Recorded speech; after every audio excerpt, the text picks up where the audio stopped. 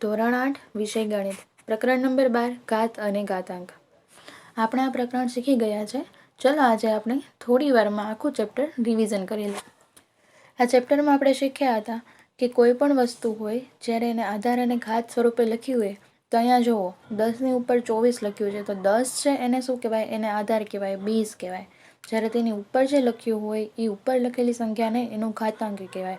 તો હવે એને વચાય કઈ રીતે, એને બોલાય 10ની 24 ઘાત. ત્યારબાદ આપણે જોયું હતું કે કોઈ પણ સંખ્યાનો વ્યસ્ત કેવી રીતે કરાય.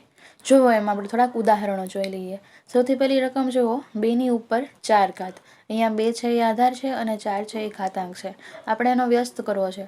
વ્યસ્ત કરવાનું હોય ત્યારે શું કરવાનું, યાદ કરો. આપણે એવું જોયું હતું કે જ્યારે કોઈ સંખ્યાનો વ્યસ્ત કરવાનો હોય ત્યારે તેના અંશ અને છેદની અદલાબદલી કરી નાખવાની. તો અહીંયા પહેલી રકમ જુઓ 2ની 4 ઘાત. એના છેદમાં કાંઈ નથી એટલે ત્યાં 1 તો હોય જ. તો હવે તમે એનો વ્યસ્ત કરો એટલે છેદમાં જે 1 હોય એ અંશમાં જશે અને જે 2ની 4 ઘાત છે જે અંશમાં છે એ છેદમાં આવી જશે. એટલે શું બનશે, એનો વ્યસ્ત 1/2ની 4 થાય કે મારે એને અંશછેદ સ્વરૂપે નથી લખવું, મારે ફક્ત અંશમાં જ લખવું છે. તો કઈ રીતે લખી શકાય, તો લખવાનું 2ની -4 ઘાત. જુઓ +4 ઘાત છે એનો વ્યસ્ત થઈ જશે તો એ -4 ઘાત બની જશે. સમજાઈ ગયું છે તમને બધાને? તો હવે એની પછીની રકમ જુઓ 10ની 5 ઘાત. 10ની 5 ઘાત છે, મારે એનો વ્યસ્ત કરવો છે એટલે હું શું કરીશ, અંશછેદની અદલાબદલી. અંશછેદની અદલાબદલી કરશું એટલે આપણને મળશે 1/10ની 5 ઘાત. પણ આપણે એને જો છેદમાં ન લખવું હોય અને અંશમાં લખવું હોય તો અહીંયા ઘાતાંકની નિશાની કેવી થઈ જશે, પહેલાં કરતાં વિરુદ્ધ થઈ જશે.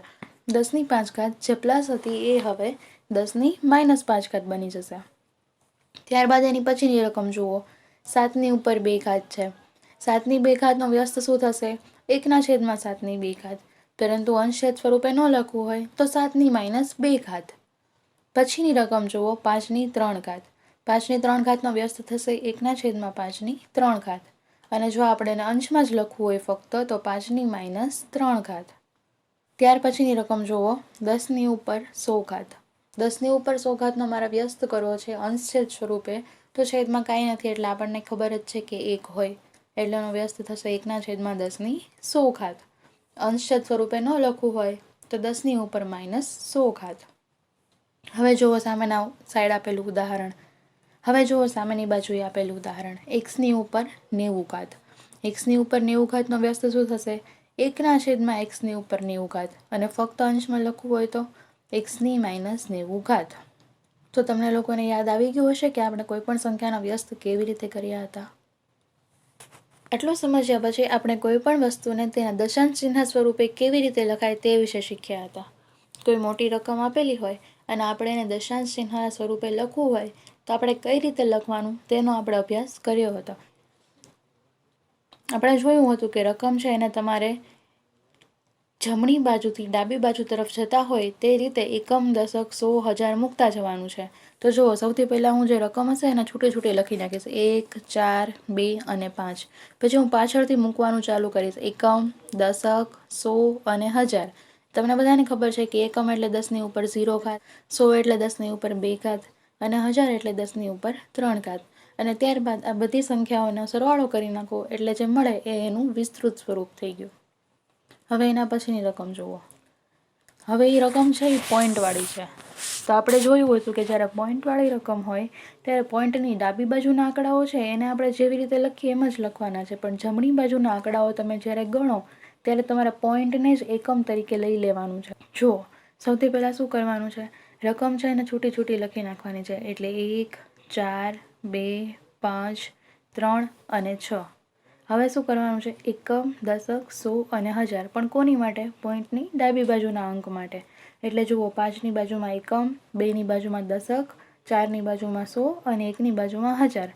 હવે આપણે પોઈન્ટની જમણી બાજુની વાત કરીએ તો જ્યારે તમે પોઈન્ટની જમણી બાજુ ગણો ત્યારે તમારે પોઈન્ટને એકમ ગણી લેવાનો છે. એટલે 3 છે એ તમારો દશક બનશે અને 6 છે એ 100 બનશે.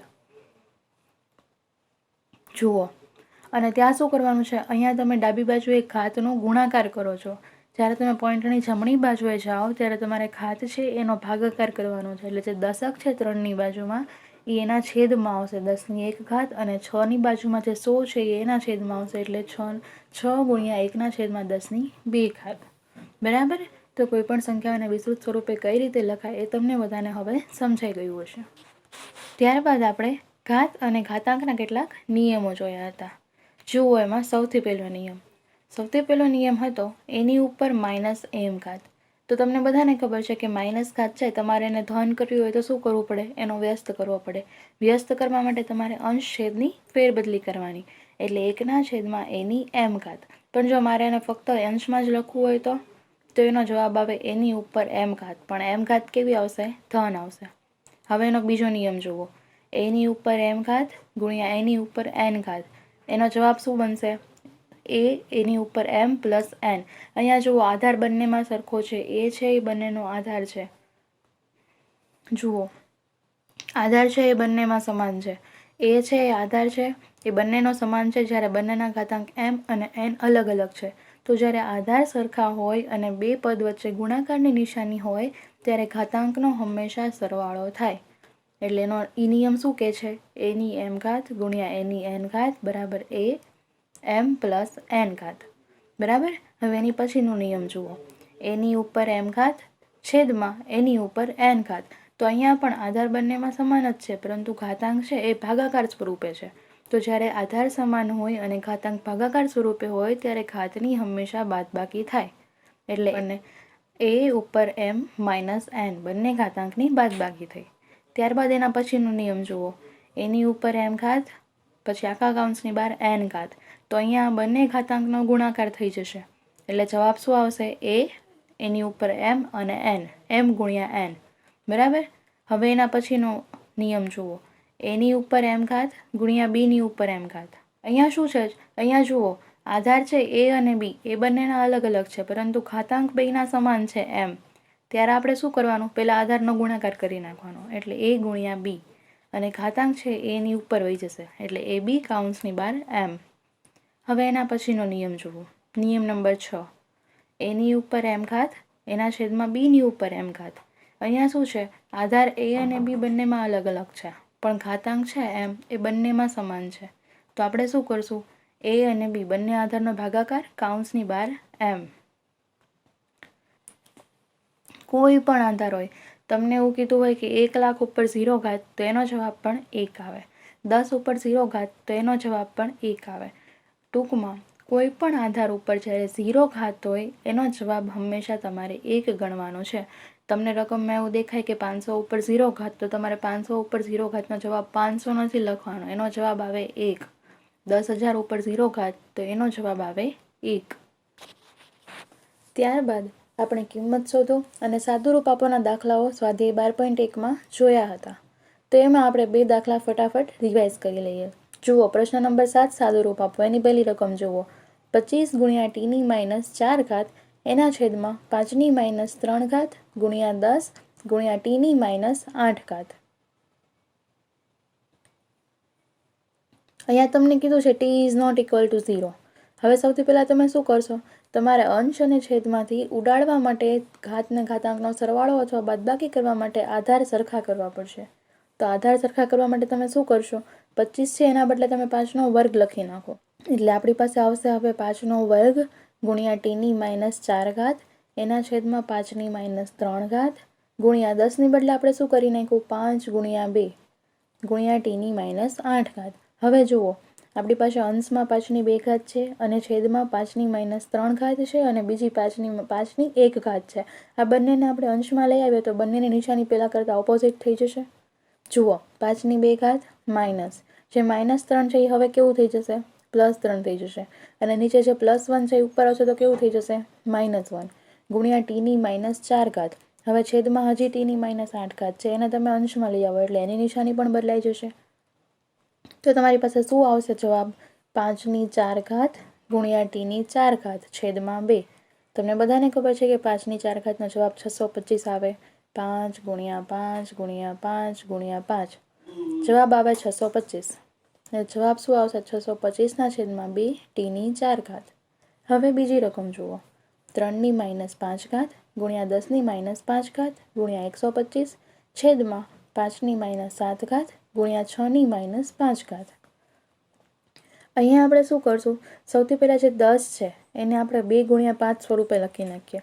પછી 125 છે એને આપણે 5ની ઘાત સ્વરૂપે લખી નાખીએ એટલે આપણને ખબર જ છે કે 5ની 3 ઘાત 125 થાય. છેદમાં જે 6 આપ્યા છે એની બદલે તમે શું લખશો? 2 ગુણ્યા 3. હવે તમારી પાસે અંશ અને છેદમાં આધાર સમાન થઈ ગયા છે, તો તમને ખબર જ છે કે જ્યારે આધાર સમાન હોય ત્યારે ઘાતાંકનો સરવાળો અથવા તો બાદબાકી થાય. તો આપણી પાસે છેલ્લે શું વધશે? 3ની 0 ઘાત રહેશે, ગુણ્યા 2ની 0 ઘાત રહેશે અને 5ની ઉપર 5 ઘાત રહેશે. તમને હમણાં જ આપણે નિયમ જોયા કે કોઈ પણ આધાર ઉપર 0 ઘાત હોય એનો જવાબ હંમેશા 1 આવે. તો અહીંયા 3ની 0 ઘાત છે એનો જવાબ 1 આવશે, 2ની 0 ઘાત છે એનો જવાબ પણ 1 આવશે અને 5ની 5 ઘાત છે એનો જવાબ તમને ખબર જ છે કે 5ની 5 ઘાતનો જવાબ 3125 આવે. 5 ગુણ્યા 5 ગુણ્યા 5 ગુણ્યા 5 ગુણ્યા 5 એમ 5 વખત ગુણાકાર કરો એટલે જવાબ આવે 3125. તો 3125 ગુણ્યા 1 ગુણ્યા 1 એટલે આપણો ફાઇનલ આન્સર શું થયો? 3125. ત્યારબાદ આપણે નાની તેમજ મોટી સંખ્યાઓને પ્રમાણિત સ્વરૂપે કેવી રીતે દર્શાવાય તેના દાખલાઓ સ્વાધ્યાય 12.2માં જોયા હતા. તો સૌથી પહેલાં જો બહુ મોટી સંખ્યાઓ હોય તો એને તમે પ્રમાણિત સ્વરૂપે કેવી રીતે ફેરવો? ધારો કે તમારી પાસે એક રકમ છે 150, એની બાજુમાં 9 વખત શૂન્ય છે. તમારે એને પ્રમાણિત સ્વરૂપે લખવું છે તો તમારે શું કરવું પડશે? તમારે દશાંશ ચિહ્નને ડાબી બાજુએ ખસેડવું પડશે. ડાબી બાજુએ તમે જેટલા પોઈન્ટ ખસેડો એટલા જ પોઈન્ટની સંખ્યા 10ની ઉપર ઘાતાંક સ્વરૂપે આવશે. બરાબર? તો જુઓ પોઈન્ટ બધા છે એ તમે ગણતા જાઓ. 1, 2, 3, 4, 5, 6, 7, 8, 9, 10 અને 11. જો મારે એક રકમ પછી પોઈન્ટ મૂકવું હોય, આપણને ખબર જ છે કે આપણે એક રકમ પછી પોઈન્ટ મૂકવાનું છે, તો આપણે 11 એકમ ડાબી બાજુએ ખસેડવા પડે છે. તો 10ની ઉપર કેટલી ઘાત આવશે? 10ની ઉપર 11 ઘાત આવશે. તો આપણો જવાબ શું બનશે? 1.5 ગુણ્યા 10ની 11 ઘાત. આ ઘાત કેવી આવશે? આ ઘાત ધન આવશે. હવે આપણે નાની સંખ્યાઓને પ્રમાણિત સ્વરૂપે કેવી રીતે લખાય તે વિશે જોઈ લઈએ. એમાં એક ઉદાહરણ જુઓ, 0.00007. આપણે એને પ્રમાણિત સ્વરૂપે લખવી છે. આ ખૂબ જ નાની રકમ છે, તો પ્રમાણિત સ્વરૂપે લખવા માટે તમને ખબર જ છે કે દશાંશ ચિહ્ન આપણે જમણી બાજુએ ખસેડવું પડશે.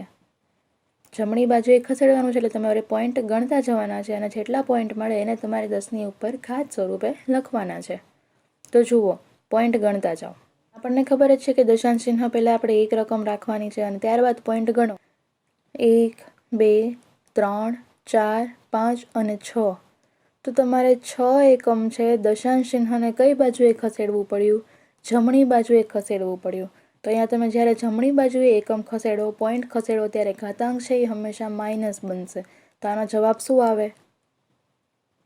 તો આનો જવાબ આવે 0.7 ગુણ્યા 10ની -6 ઘાત. અને આપણે સ્વાધ્યાય 12.2માં કોઈ પણ વસ્તુને તેના પ્રમાણિત સ્વરૂપે કેવી રીતે લખાય તે વિશેનો અભ્યાસ કર્યો હતો. તો હવે આપણે આખું ચેપ્ટર રિવિઝન કરી લીધું છે. મને આશા છે કે તમને બધાને ચેપ્ટર સારી રીતે સમજાઈ ગયું હશે.